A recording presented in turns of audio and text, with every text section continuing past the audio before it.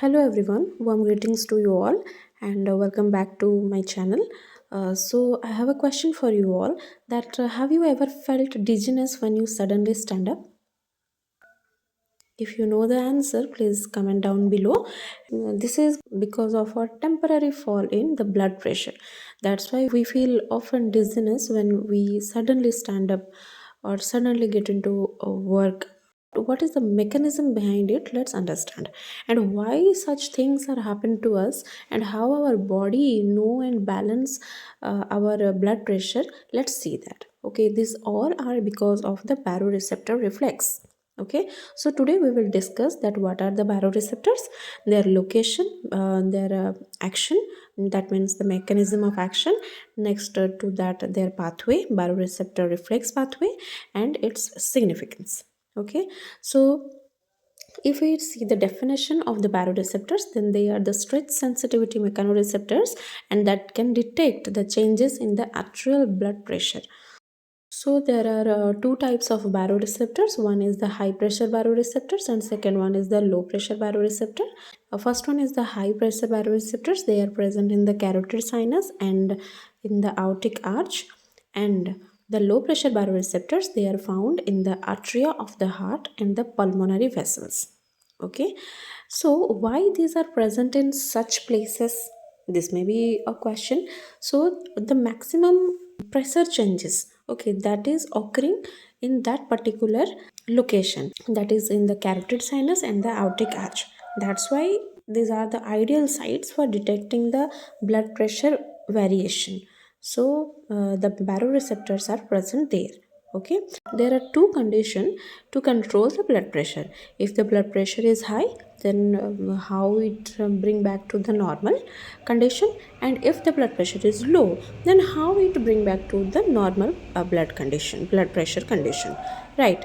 So let's see the condition 1, that is the increase in blood pressure. Okay, if it is increases, the blood vessel wall stretches more and the baroreceptors get stimulated, the nerve impulses frequency get higher and the impulses travel through the nerve.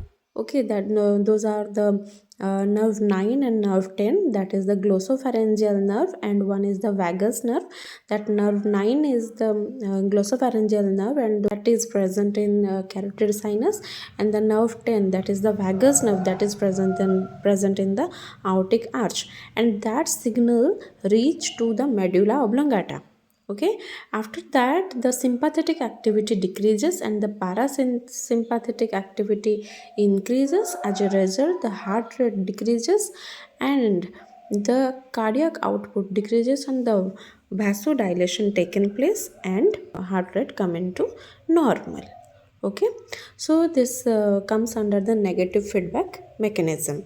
Now let's know that what is the condition 2. That means if any decrease in blood pressure is seen, then what will be the condition? Then again, when bp rises or the blood pressure is rising, then the stretch also, the stretch means the stretch of that particular wall of the aortic and carotid sinus, that become larger, but here it is decreases.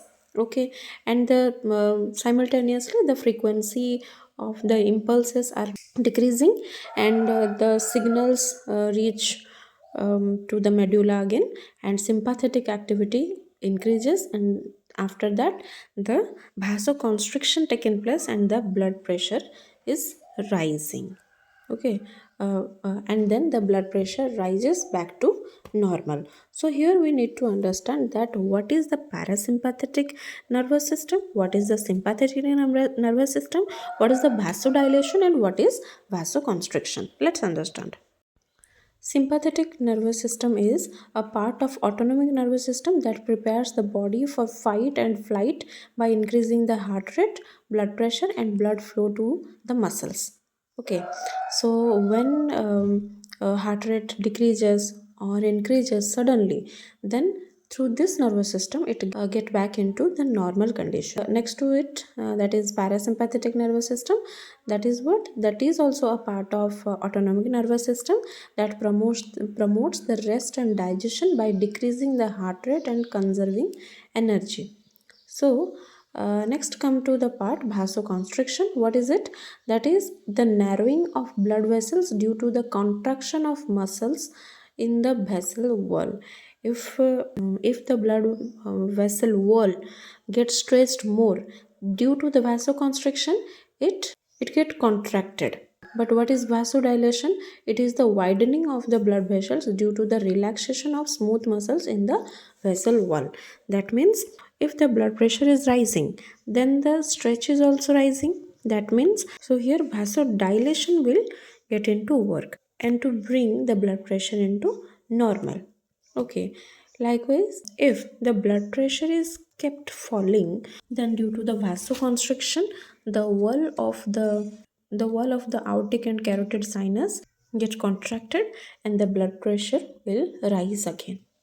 So this much for today. Hope you understand this video lecture.